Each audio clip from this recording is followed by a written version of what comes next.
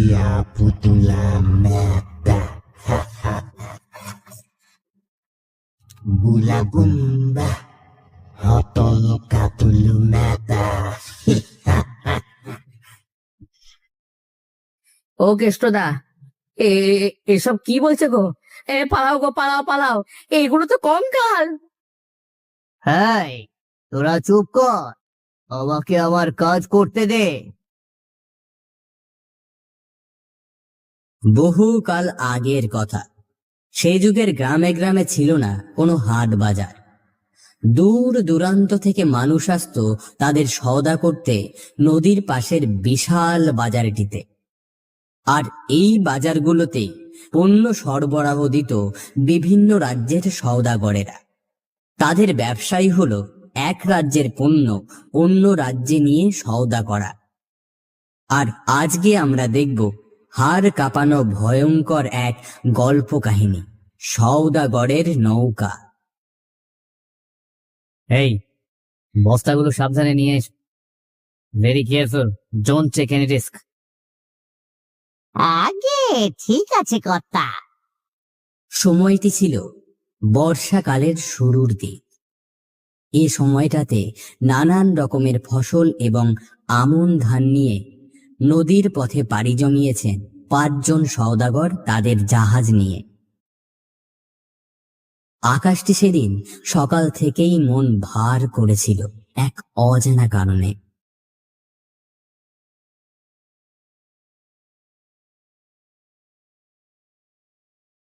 বিকেলটা গড়িয়ে সবে সন্ধে নেমেছে, আর এমন সময় শুরু হলো এক করুণ ঘটনা। আজকের আকাশটা কেমন যেন বৈরি, ঝড় বৃষ্টি আসার লক্ষণ দেখা যাচ্ছে। তুমি একদম ঠিক বলেছ। দ্রুত একটি আশ্রয়স্থল খুঁজে বের করতে হবে। বিপদের কথা বলা যায় না।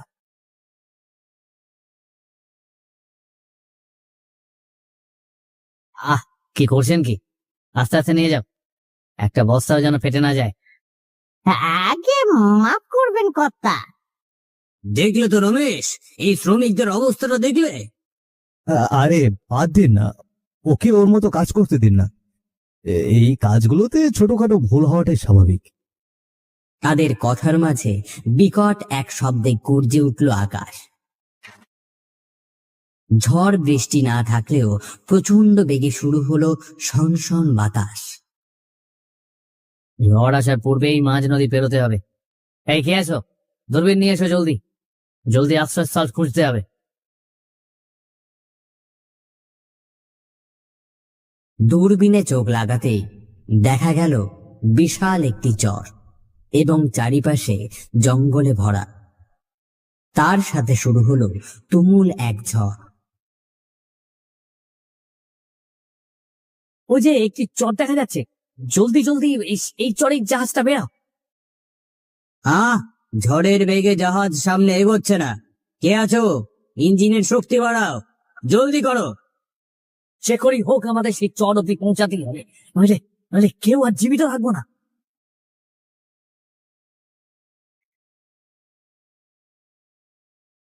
বেশ খানিকক্ষণ পর ঝড়ের বেগ অনেকটাই থেমে যায়, আর জাহাজটি অনেক কষ্টে এসে পৌঁছালো অচেনা সেই দ্বীপের কাছে।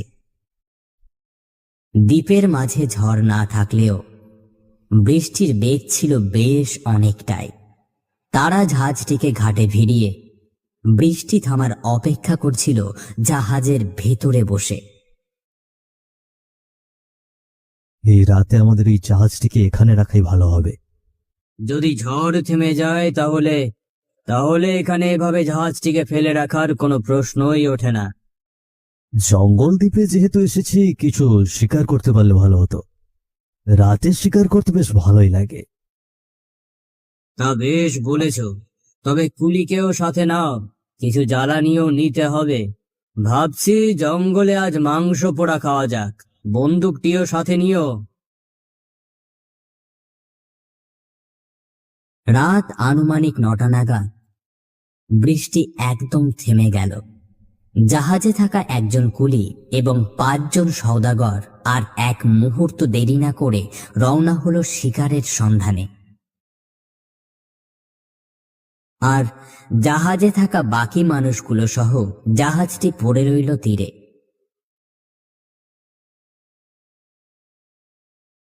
অচেনা জায়গা, তার মধ্যে আবার এমন রাত। এত রাতে এখানে আসা কি ঠিক হলো? এত সুন্দর দ্বীপ যে হাতের কাছে পেলাম, শিকার না করে কি ফেরা যায়? কথা বলতে বলতে তারা চলে এসেছে জাহাজ থেকে বেশ অনেকটা দূরে।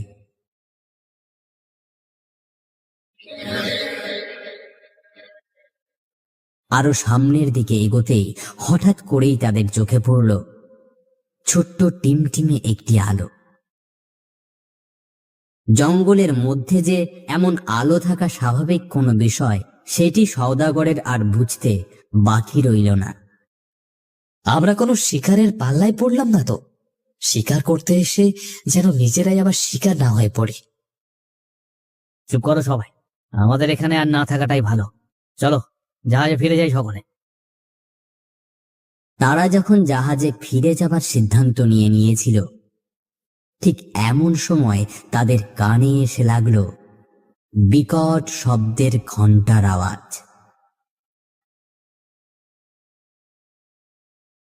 ঘণ্টার আওয়াজটি তাদের কানে আসার পর তারা ভালো করে লক্ষ্য করে দেখল গভীর জঙ্গলের মধ্যে নীরব হয়ে দাঁড়িয়ে আছে একটি মন্দির।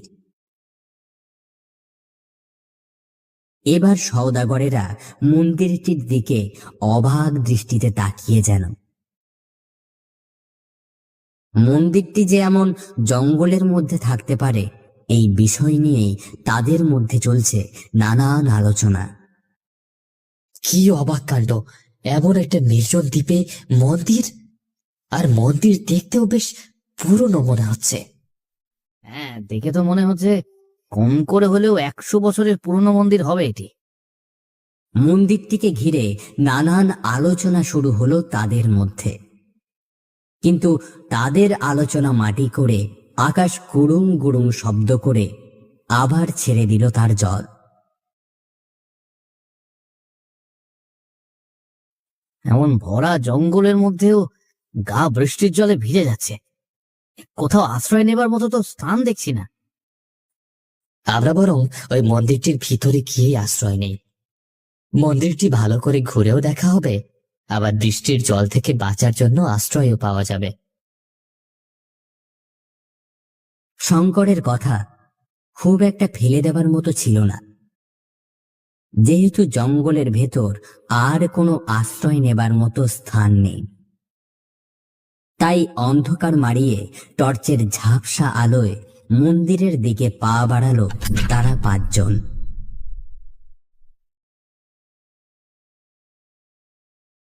কয়েক কদম হেঁটে মন্দিরের ভেতর প্রবেশ করার পর তারা যা দেখল তা দেখার জন্য যেন তারা একান্তই প্রস্তুত ছিল না।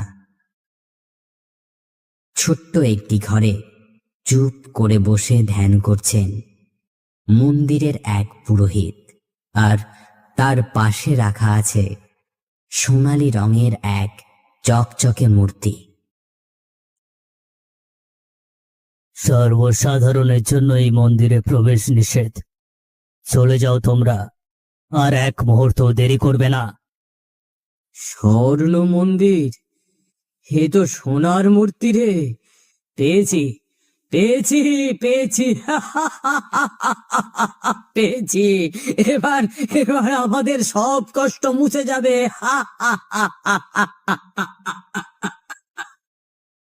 আপনি কি করতে চাচ্ছেন? বিষয়টি আমাদের খুলে বলুন। ফিসফিস করে নিজেদের মধ্যে একটি কুবুদ্ধি কুটল তারা। এই কুবুদ্ধি আর অন্য কিচ্ছু নয়, বরং স্বর্ণ মূর্তি হাতিয়ে নেবার পরিকল্পনা তাদের 5 জনের। এই বন্দুকের নলটি পুরোহিতের মাথায় ধরো। সে 1 চিমটিও নড়লে গুলি চালিয়ে দেবে।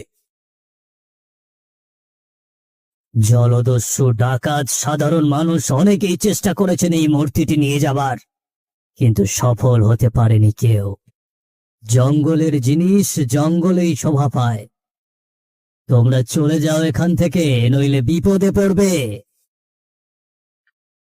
রমেশ গিয়ে মূর্তিটি তুলে নিলেন দুহাতে। বাকি সকলে দাঁড়িয়ে এক অদ্ভুত ভঙ্গিতে হাসতে শুরু করলেন। তাদের ধারণা এই মূর্তিটি যেন তাদের জীবন বদলের নতুন মোড়। কিন্তু সামনে যে তাদের সঙ্গে কি হতে চলেছে তা তারা একদম ভাবেনি।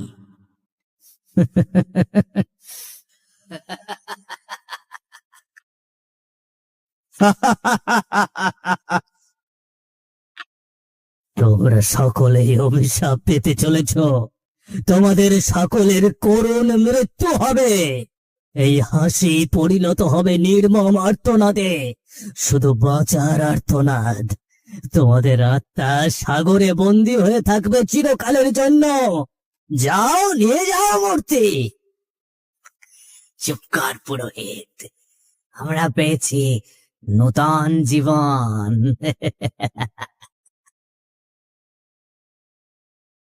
মন্দিরটির ভেতরে তারা আর এক মুহূর্ত দেরি করল না।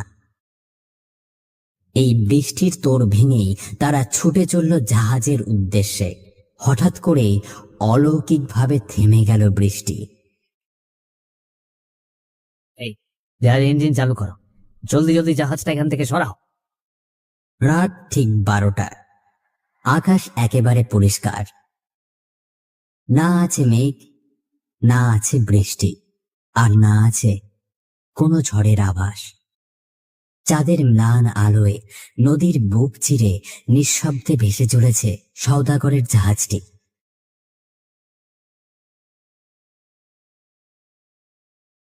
কিন্তু এমন সময় ঘটল এক নির্মম পরিহাস।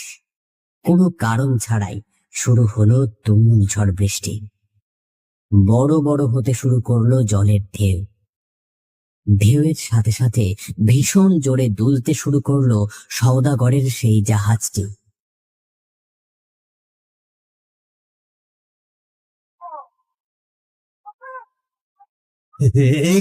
এ কি হচ্ছে? জাহাজটা এমন দুলছে কেন? আর এত ঢেউ আসছে কোথা থেকে? এটা তো স্বাভাবিক কোনো বিষয় নয়। রমেশ, মূর্তিটা মূর্তিটা ঠিক করে ধর। কোনো কিছু বুঝে ওঠার আগেই একটা ভয়ঙ্কর ঢেউ এসে সজোরে আছড়ে পড়তেই একপাশে হেলে গেল জাহাজটি। চারিদিকে শুরু হলো এক নির্মম পরিহাস। জাহাজের বাইরে থাকা সব শ্রমিকগুলো শুরু করলো বেঁচে থাকার এক করুণ লড়াই। বাঁচাও!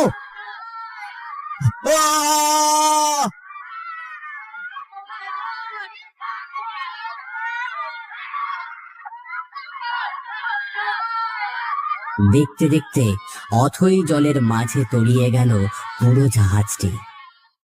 শেষ হলো সকলের বাঁচার জন্য করুণ আর্তনাদ, এবং শেষ হলো প্রথম অধ্যায়। এরই মধ্যে কেটে গেল 14টি বছর। এমন দীর্ঘ সময় অনেক ক্ষত ঢেকে দিলেও কিছু ভয়ের ছাপ কোনোদিনও মুছে যায় না এই ধরনের বুক থেকে।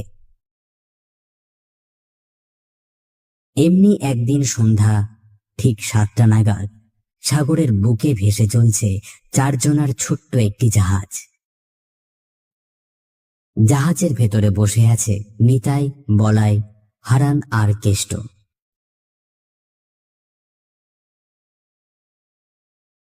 জমতাপুর গ্রাম থেকে আর বাকি 4টে গ্রামের নাম করা জেলে এই 4 জন। প্রতিদিন মাছ ধরার উদ্দেশ্যে নদীতে গেলেও আজ তারা রওনা হয়েছে অন্য কিছুর সন্ধানে। হ্যাঁ গো হারান্দা, তুমি কি নিশ্চিত যে ওইখানেই জাহাজটা ডুবেছিল? আরে হ্যাঁ রে, সকলেই তো সেই জায়গাটার কথা বলে। তবুও সাবধানে থাকাই ভালো। শুনেছি সাগরের সেই স্থানটি সব থেকে ভয়ানক এবং বিপজ্জনক। শোনা যায় অনেকেই সেই স্থানে গিয়েছিল সোনা, দানা, হিরে, পুরনো জাহাজের যন্ত্রাংশ খোঁজার জন্য, কিন্তু কেউই ফিরে আসেনি। তোরা তো ভয় পাচ্ছিস কেন? আমি আছি তো। কেষ্ট বহুকাল আগে থেকে তন্ত্রমন্ত্রের দ্বারা আসক্ত। আসলে তন্ত্রমন্ত্র বললে ভুল হবে, কালো জাদু। কালো জাদুর শক্তিতে নানান কাজের সঙ্গে লিপ্ত তিনি। তাই তার সাহসে এমন একটি দুঃসাহসিকতার কাজে বের হয়েছেন সকলে। জ্যেষ্ঠদা, আজ তো অমাবস্যার রাত। শুনেছিলাম এমনি রাতে মূর্তিগুলো চুরি করে পালিয়েছিলেন সেই 5 জন বণিক। ধুর, এসব আধ্যাত্মিক কথাবার্তা বলিস না তো। একবার ভাব, ওই মূর্তিটা পেলে আমাদের জীবনটা কোথায় থেকে কোথায় যাবে। তাদের ছোট্ট জাহাজটি যত সামনে এগোচ্ছে, সাগরের বাতাসের গতি ততটাই বৃদ্ধি পাচ্ছে এবং দেখে যেন মনে হয় জল যেন তাদের এই রাতের জন্যই অপেক্ষায় ছিল।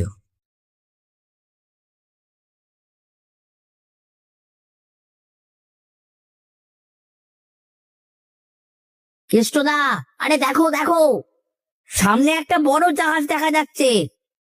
তাদের ছোট্ট সেই জাহাজটি আর একটু কাছে আসতেই তারা লক্ষ্য করলো তাদের জাহাজের সামনে, আসলে সামনে বললে ভুল হবে, বেশ অনেকটা দূরে একটি বিশাল জাহাজ দাঁড়িয়ে আছে। কিন্তু জাহাজটি যেন ঠিক সেখানেই দাঁড়িয়ে আছে।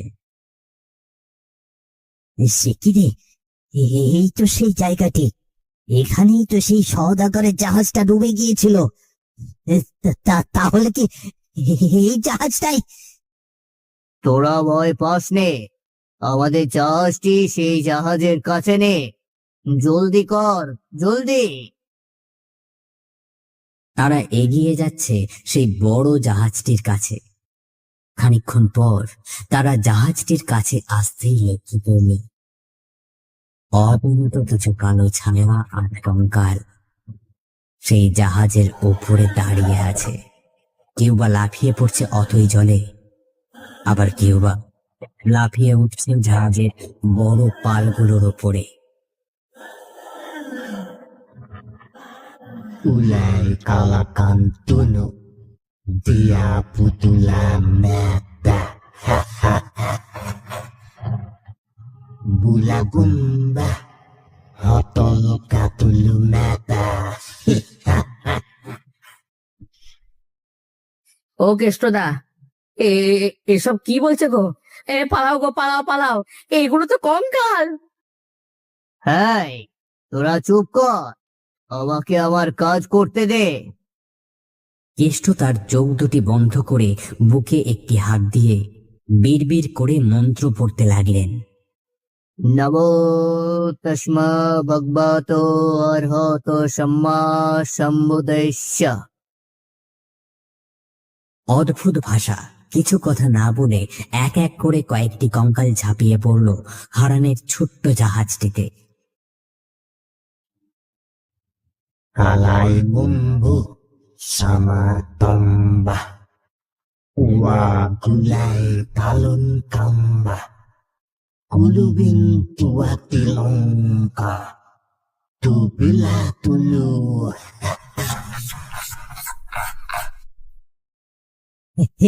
কি পরান্দা, এগুলো কি গো? রাম রাম রাম রাম রাম রাম। ও কেষ্টদা, কেষ্টদা বাঁচাও। পর পর প্রায় 30টিরও বেশি কঙ্কাল ঝাঁপিয়ে পড়ল তাদের ছোট্ট জাহাজটিতে। দেখতে দেখতেই তলিয়ে গেল জাহাজটি অথই জলের মধ্যে। সেদিনে সেই 4 জনের অধ্যায় শেষ হলো, কিন্তু শেষ হয়নি এখনো ঘটনার মূল কাহিনী। সাল এখন 2026। দেশের দুর্নীতিবাজ মন্ত্রীরা হানা দিয়েছে মন্দিরটির ওপর। শত শত কর্মীদের বহর নিয়ে উপস্থিত হয়েছে সাগরের সেই গহীন জঙ্গলের দ্বীপে, জঙ্গলটিকে গ্রাস করার জন্য।